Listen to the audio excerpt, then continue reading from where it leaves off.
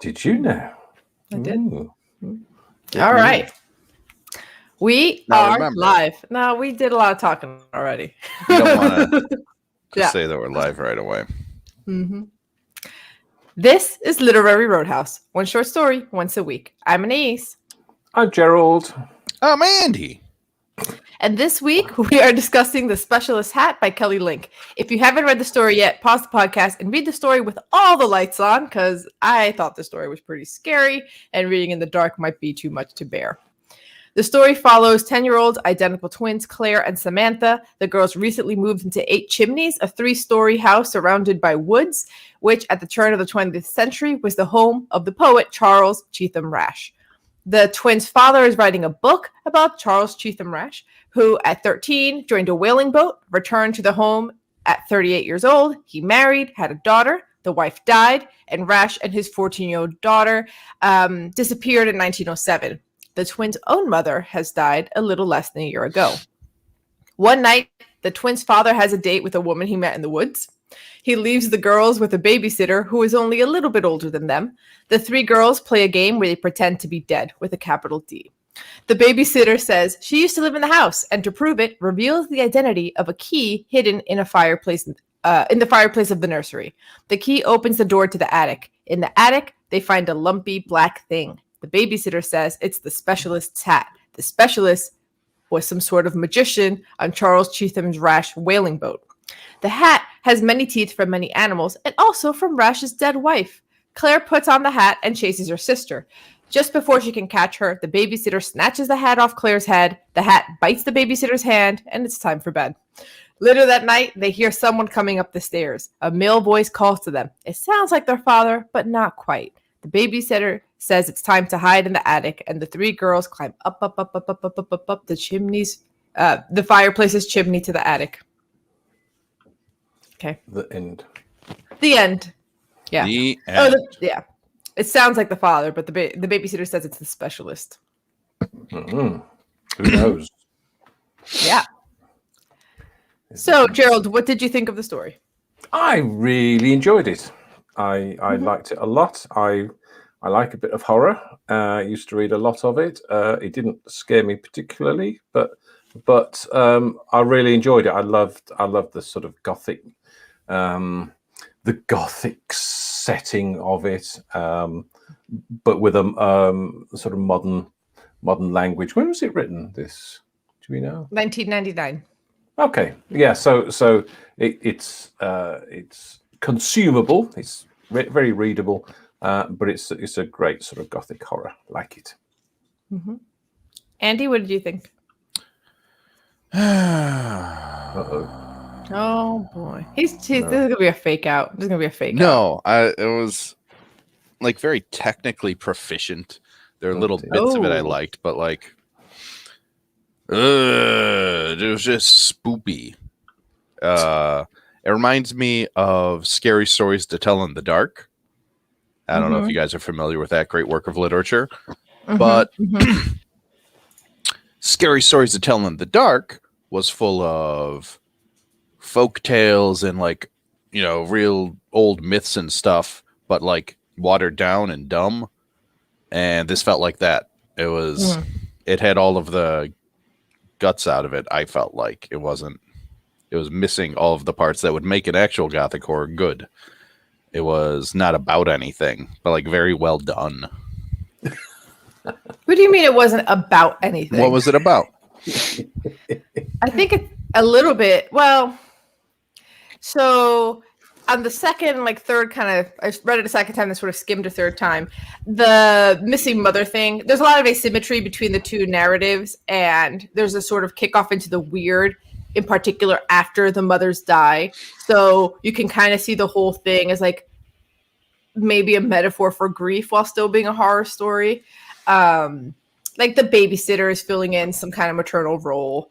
They wrap her up like a mummy, but she's also ghostly and dead like the mom. She has the long white ghostly hands. When the tourists come to visit the house of the former poet, the girls only focus on the mother, right? The mothers are sort of weird and they leave the house looking a little unreal. Maybe they don't even really exist. There's just something about mothers that comes throughout here and there, but while still being a spoopy story. I don't know though. Spoopy, I would say, is correct. I wouldn't say it scared me, like, oh, I got to sleep with the lights on. But as I was reading it, I did get that creeping sensation of something watching me from behind, right? That's just because someone was watching you from behind. What's spoopy? That's just that some kind of egg? Like. Spoopy. Spoopy is an internet word for spooky, but like a little lighter, a little sillier. Okay. No, if it's an internet word, I wouldn't know. Right. You're not familiar. No. It's nothing's going to happen with that. He has web pages delivered in manuscript. Draft them off. Yes. What has Yahoo said today? But I'm glad you asked, because listeners might be wondering also what is spoopy. It's an internet word. It's like spooky with like a bit of lightheartedness, a little comic. Okay.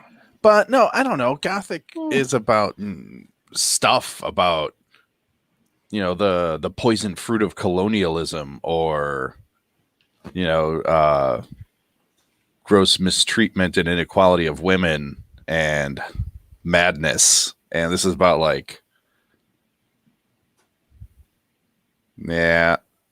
grief, I guess. I don't know. It's like white people stuff, man. Well, that's a lot of Gothic horror. Yeah, but they're like white people stuff who are like, oh man, what about all this other stuff? I don't know. I think I hear a little bit what you're saying, in that if it's about grief, it's not necessarily dwelling on that too much, right? It's like kind of buried, and it's doing the Gothic thing. I think more than anything, the story's having fun with the two parallel narratives that have a certain symmetry, sometimes deviate a little bit, right? Like the way that she intersperses Rash's poetry throughout the story to let you know, there's that poem about something watching me through the window, then the father thinks something's watching him through the window on the second floor. Rash meets a woman in the forest, and she has serpent lips. And remember, the dad goes out to meet a woman in the forest, comes back and says he was bit by something, possibly a snake. There's also like a lot of snakes. I don't know why there's a lot of snakes. If someone could explain. Yeah. Because that's what he did to his wife. His wife cheated on him while he was out at sea, and so he injected snakes into her body. Remember? That's how he killed his wife. Snake eggs. Wait, she cheated on him? I remember he killed his wife, but I don't remember the reason, actually.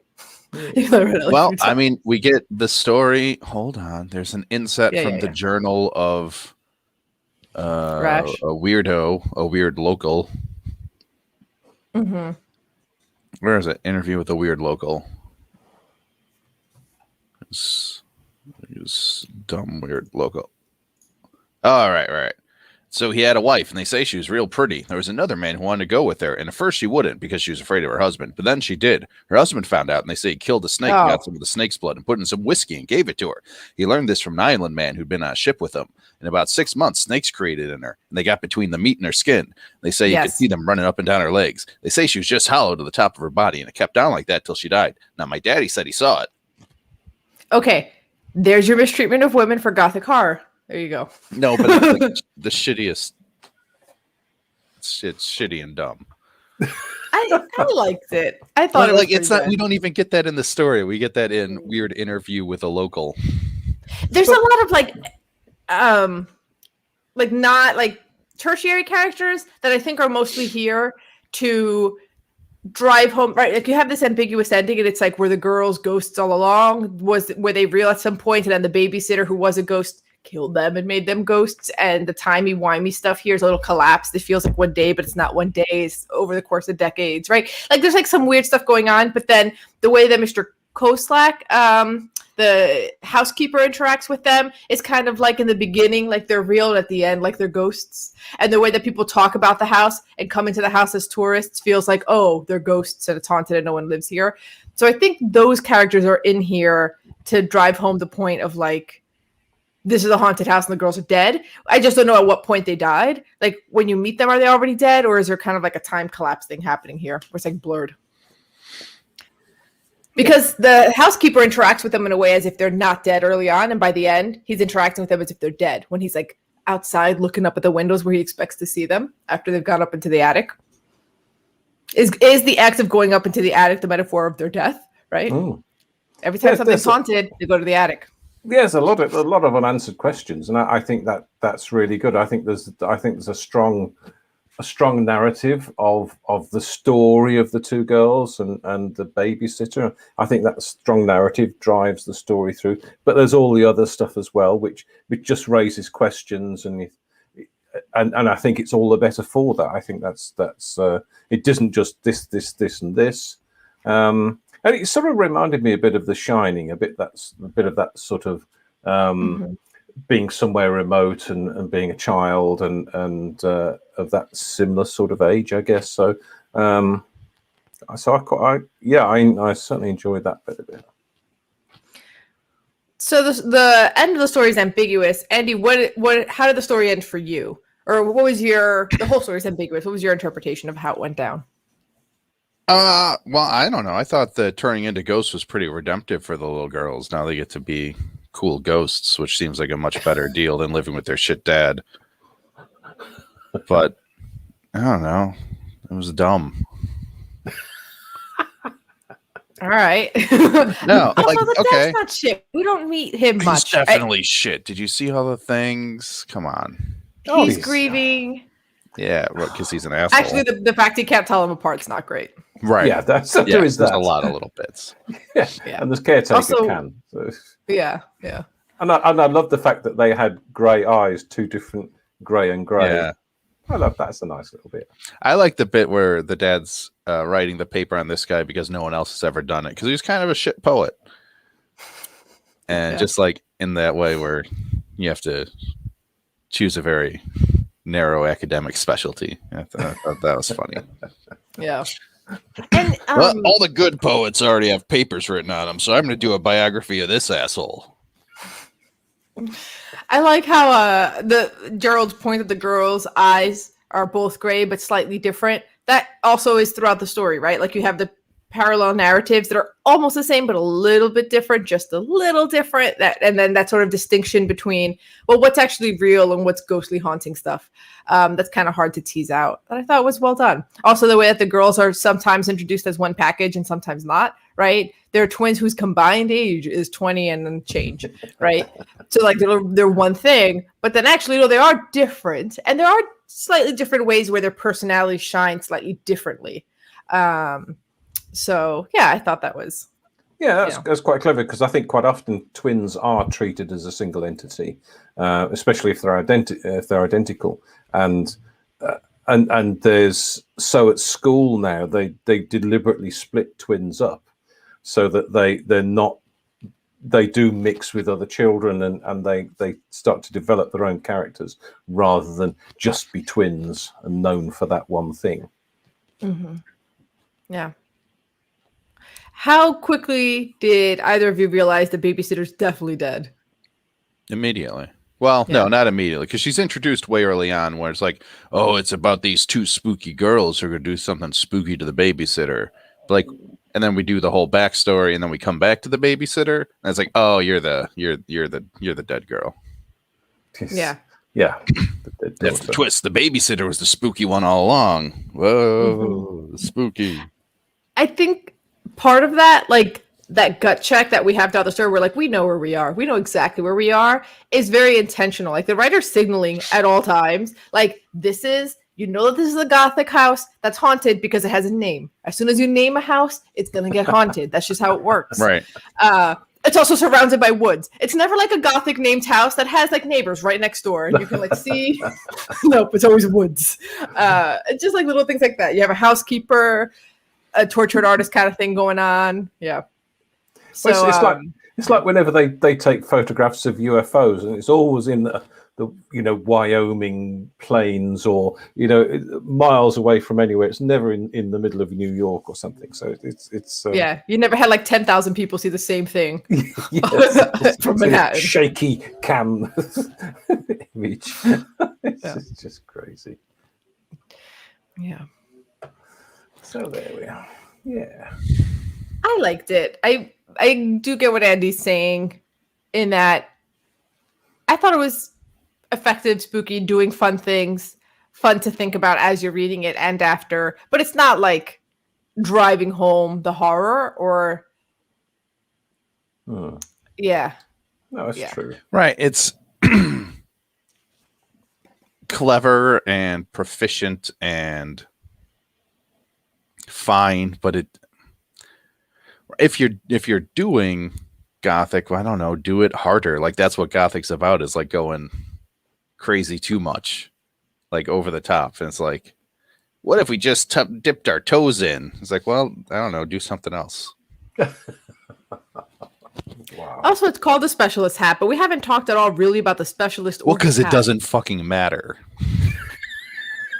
It's a spooky object, but like, I thought it was a cool spooky object. I liked all the yeah, teeth. it's a cool spooky object. It's real cool.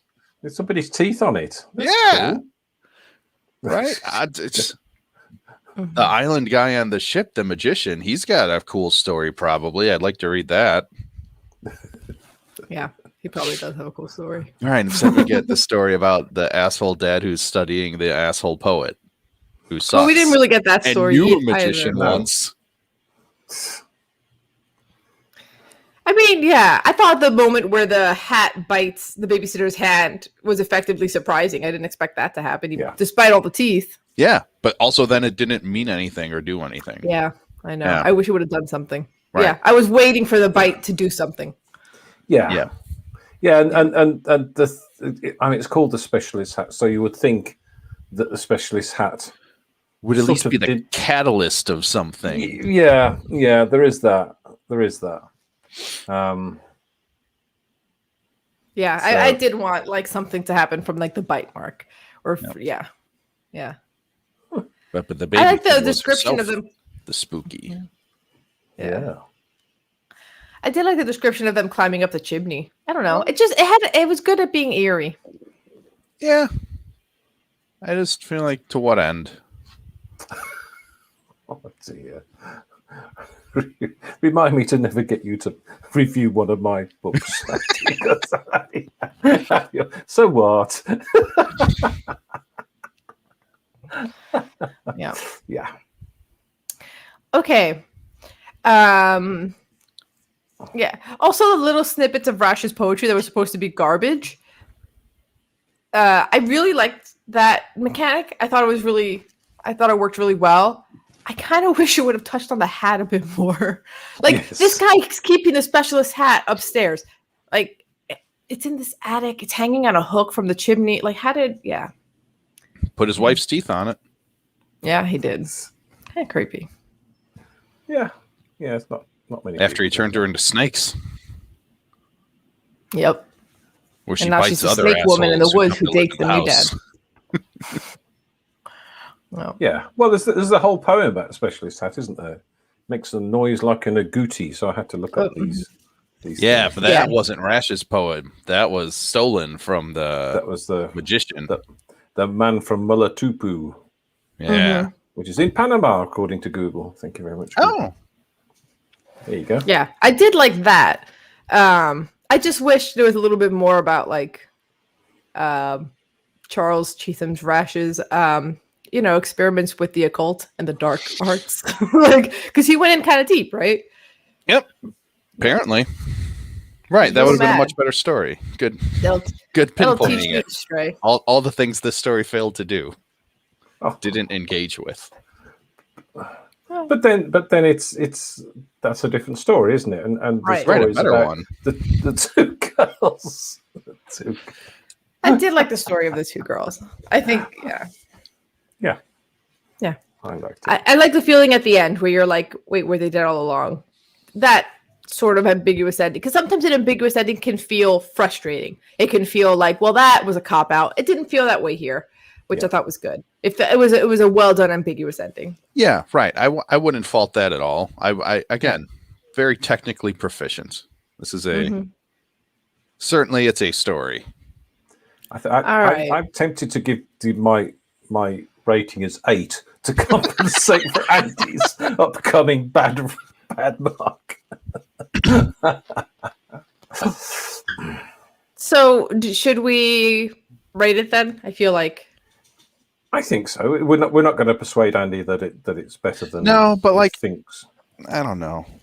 Can I be persuaded to It is what it is. I think you either enjoy what it does or you don't enjoy what it does. Yeah. And it Kelly didn't Link will be tick- fine though, because when I looked up like other people's thoughts about this, there's a lot of people raving about this story on the internet. So I think she will survive Andy's Yeah. scathing review. I mean, a lot of people are dumb, so I think there's a good Oh market my for that. goodness.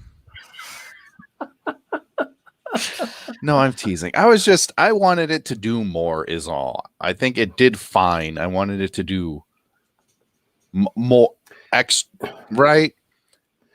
Gothic things are like crazy, man, right?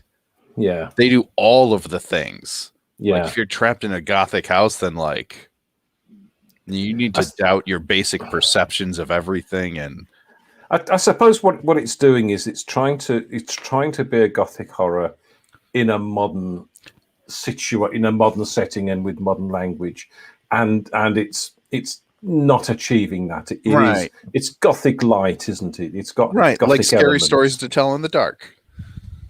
Okay, I'm gonna look that Okay. up. Yeah. Let's By the do way, scary rating. stories to tell in the dark. Amazing illustrations, way scarier than the stories.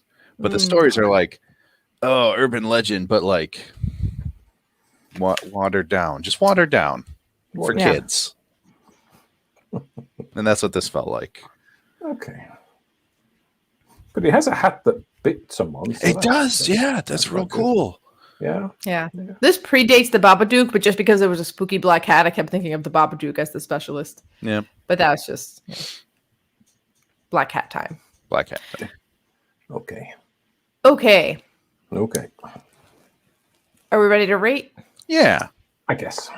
I'll give it a 3 because it was fine, but failed to be good. All right. I'm coming in at a 4.5. Yeah, I was. Yeah, I'll go 4.5. It was enjoyable, but yeah. So despite Out all of- that, we didn't actually disagree that much on the number. No. We just weren't as mean about it because a 4.5 is nothing to be mean about. So 4.5 is an enjoyable story. Not It's upsetting because it was very proficient and clever in little bits. And like Kelly Link's clearly a good watching- writer. Why didn't you just make it better? you sound like the judges on I've been binge watching Ink Master, and, Oh, yeah. and they'll like get more mad when it's a tattoo artist who they know could do better. They get more upset. They're just like, you should know better. But when it's somebody who they know is not going to make it to the final anyway, they like critique it, but they're like, whatever. This person's going to either get eliminated this week or next week. Who cares? All right. Yeah, good lines. Yeah, good. Yeah, all right. No, they hate everyone's lines. Well, that's what you would That's do. what I've learned. Wow. From watching Ink Master. All right. So Gerald, what are we reading next week? Oh, cracky. I've forgotten. We are reading next week. We're reading The City Born Great by N.K. Jemisin. Okay. But before you go, tell us your interpretation of the ending of The Specialist's Hat in our Facebook discussion group, the Literary Roadhouse Readers. And we could use a little dark magic on our podcast boat. Leave us your spooky hat instructions and dark spell in a review on iTunes and support our podcast on Patreon at patreon.com/literary roadhouse. Every bit helps. And as always, share this podcast with a definitely real and not a snake monster woman that you met in the woods. Until next time, read a good story.